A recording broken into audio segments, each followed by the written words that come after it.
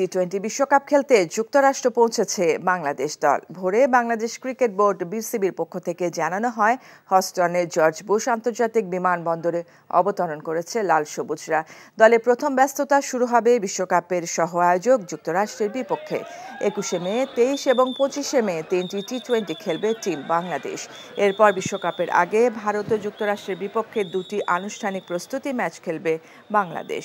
বিশ্বকাপের ডি গ্রুপে রয়েছে হাথুরুস সিংহের তত্ত্বাবধানে থাকা দলটি। বাংলাদেশের প্রতিপক্ষ হিসেবে রয়েছে শ্রীলঙ্কা, দক্ষিণ আফ্রিকা, নেদারল্যান্ডস এবং নেপাল। 8 জুন শ্রীলঙ্কার বিপক্ষে প্রথম ম্যাচ খেলবে বাংলাদেশ।